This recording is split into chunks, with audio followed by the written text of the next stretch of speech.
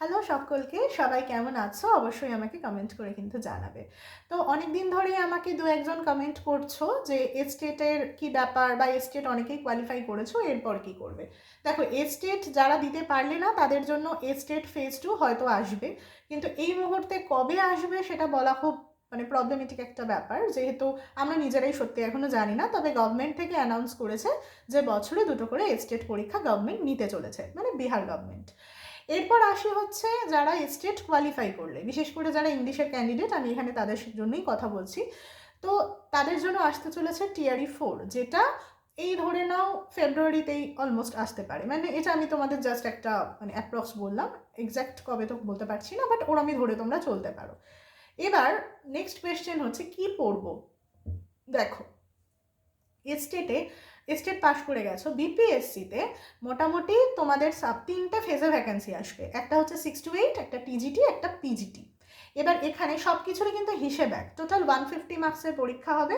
150 মার্কসের মধ্যে 120 মার্কসে তোমরা কত পাবে সেই ওয়াইজে তোমাদের কাট অফ ডিসাইড হবে, সেই ওয়াইজ তোমরা চাকরি পাবে। জানো যে বিপিএসসি পাস করলেই তোমাদের চাকরি, অর্থাৎ ওটা শুধুমাত্র রিটেন এক্সাম, ইন্টারভিউয়ের কিন্তু এখানে কোনো ব্যাপার নেই।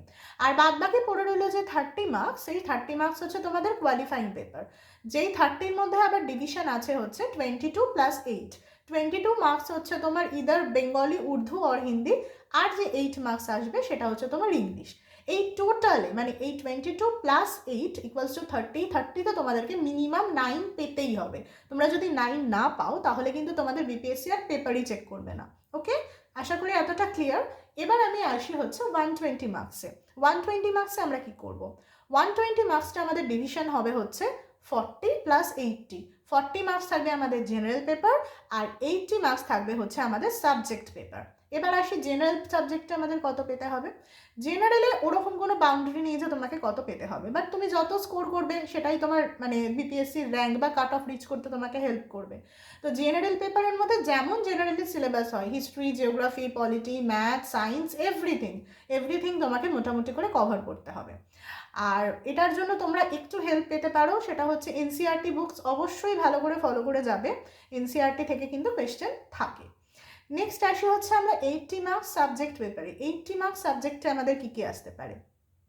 80 মার্কস সাবজেক্টে এবার থেকে কিন্তু লিটারেচারটা বেশ ভালো মতো করে ওরা ঢুকিয়েছে। এবার আমরা সবাই জানি যে বিপিএসসির কিন্তু কোনো প্রেসক্রাইবড সিলেবাস নেই যে হ্যাঁ এটা পড়তে হবে ওটা পড়তে হবে, ওরা কিন্তু যে কোনো জায়গা থেকে দিতে পারে। যেহেতু টিআরই 2 বা টিআরই 3 বা টিআরই 1-এর কোয়েশ্চেন ওঠালে দেখতে পাবে 9, 10 বলো বা 6 to 8 তো একেবারেই আসতো না লিটারেচার। তোমার টিআরই 2-তে 9, 10-এ জাস্ট 15 নম্বর এসেছিল আর কি। বাট এবার থেকে কিন্তু 35 মার্কস এসছে, সেটা টিআরই 3-তে।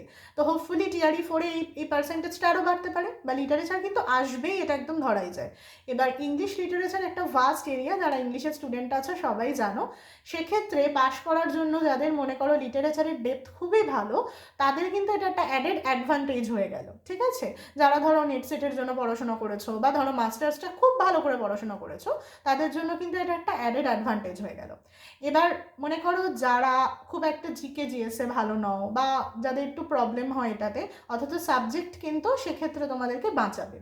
তো তার জন্য বলছি, যাদের সাবজেক্টে একটু উইক আছো তারা জিকে জিএস অবশ্যই ভালো করে পড়ো। এবার আমি বলবো ওভারঅলই ভালো করে পড়তে, কারণ কাট অফ কিন্তু তোমরা চেক করলে দেখবে কাট অফ কিন্তু বেশ ধরাছোঁয়ার বাইরেই যাচ্ছে। তো সেক্ষেত্রে ভালো করে পড়াশোনা করো।